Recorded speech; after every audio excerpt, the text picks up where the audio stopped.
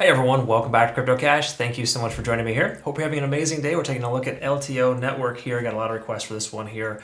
I'm just going to make sure we double check a few things, kind of take a look at some key level supports and resistances. We can see an obvious resistance level here, which was a previous resistance slash support slash resistance. Okay, so again, it keeps reaffirming itself. It's that level there at about 8.1 cents, or you could just round down and say 8 cents even, is effectively that strong resistance level. So we got to pay attention to that and acknowledge that that is a strong likelihood of rejection there. At least a couple more times we could see a cup and handle pattern where the price will come back up to retest it soon. But for right now, this is basically where we're at. Okay, so again, not a bad place, but it's a key level Fibonacci retracement level too, as we can kind of see there, 0.786.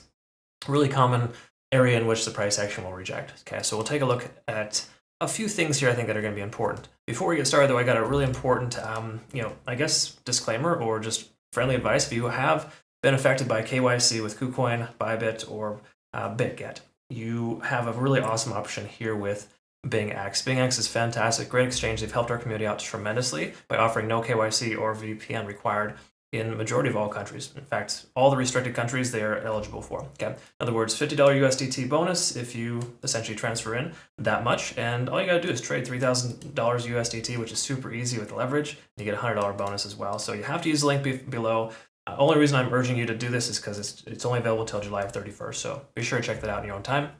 That being said, I want to look at a few things here. So with LTO, what we want to look at is a couple things. Like first and foremost, we know this resistance level here is here, right? What we want to know, is that going to pass that level? If so, right?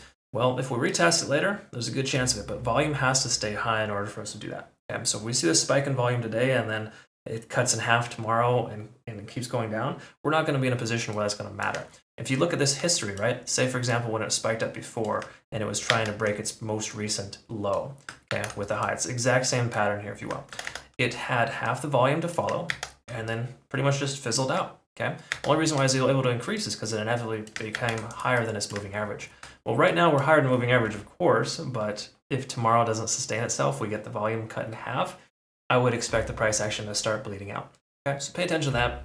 It's not like an exact science, but it's absolutely something that's a real thing. If we take a look at the RSI though, however, we're up over 50. It was previously rejecting at 50. You can see a couple times where the price action had some difficulty here. So for the most part, we're in good shape, pending the price action closes close to where it's at right now, and we don't come anywhere lower than this halfway point. Okay, because the 0.5 in Fibonacci is a really strong, it's a gravitational force, if you will, and it's one of those areas that the price action will consistently kind of retest and then come back up. So it's kind of like you look at the 1 week open and close. It's very similar to that in a lot of ways because it's a previous support, as we can see here, turned resistance, right? And now it's a support, which is actually a positive sign. So all in all, that's kind of what we're looking at there. The last thing we want to kind of identify here is the moving averages. We got 3 of them and 2 of them were above, which is fantastic. We're not above the important one there, the 200, but that's trending right up there at about the 9-cent mark. Okay, so are we going to pass 10 cents? That's the question I get a lot.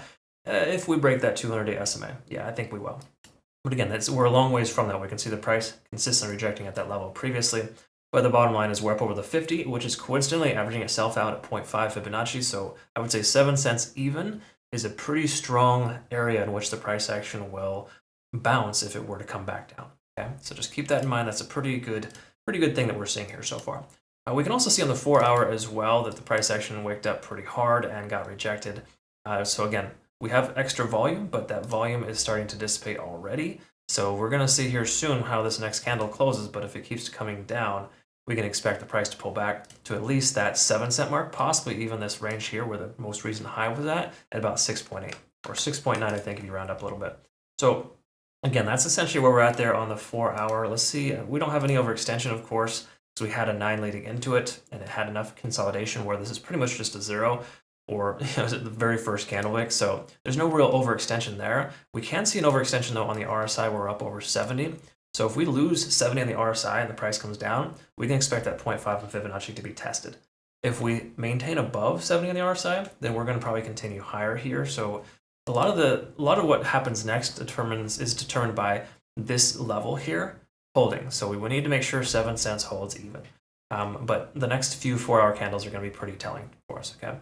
So let's pay attention to that. So looking at the 1 hour though, this doesn't look as bad as the 4 hour. In other words, we can kind of see the price action albeit slightly overextended here. The price action is pulled back and we're looking good. And it's not like an extreme overextension. So yes, we had a lot of volume in a short amount of time, but it's been able to average itself out in this range here, which is good. Okay, so that's a very positive sign in the overall sense of things. So there's a great chance we'll still see a 0.5 to 0.786 retracement, or at least the price action staying in that range. I'd be surprised if we close above 7.5 today, but if we do, that would be positive because we'd have the volume, right? If we have the volume, we can sustain that price point.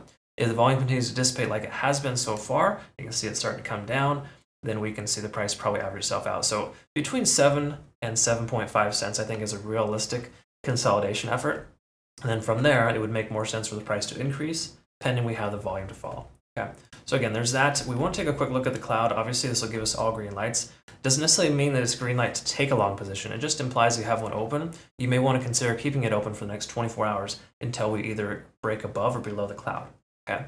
Now, again, if you're not familiar with the Ichimoku cloud, that's perfectly fine. It's just something that's really, it's got 3 indicators in one. So it's kind of it's probably the best indicator I would ever use if I had only one choice to use anything. This would probably be the one to use because we can find out right now that the momentum is still high with the lagging span above the conversion line. We can also see the lagging span here, of course, hanging out in the back end, right? And that tells us that we've got this momentum. There's no reason to take a short into this until we lose that momentum. So say hypothetically the price comes over here and does one of these. That would be a case in point where we'd want to short because our lagging span would be in the price action.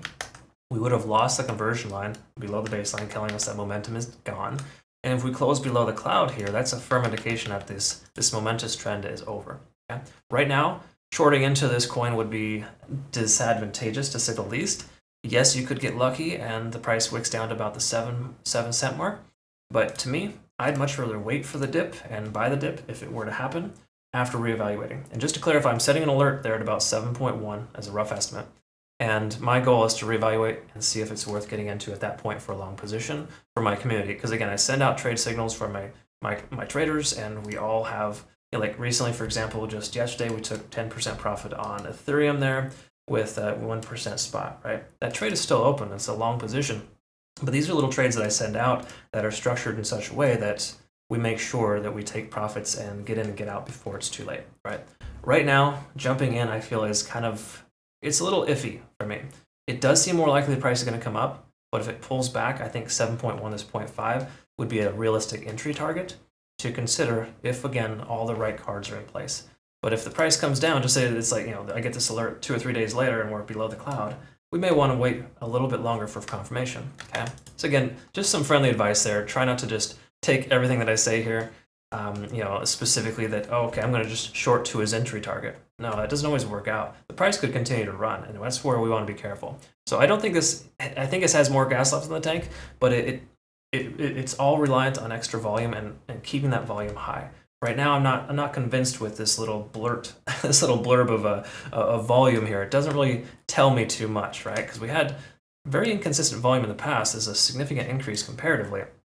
And now that we have that, it needs to continue in order for us to be able to see the price continue. So just bear that in mind.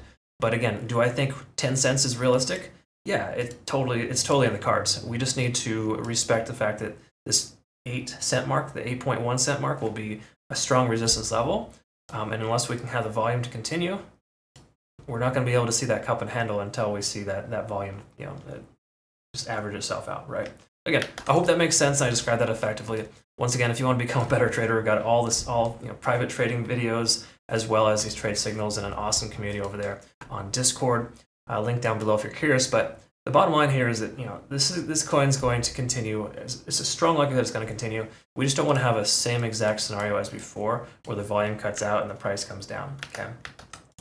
I would just be a little cautious going into this. Again, if you're going to go long, make sure you have a stop loss right at that 0.5 or lower mark, that right around 7 cent mark. That way, in case it continues to go lower, you'd be in good shape. But that should be the new low. Okay, should be the new low.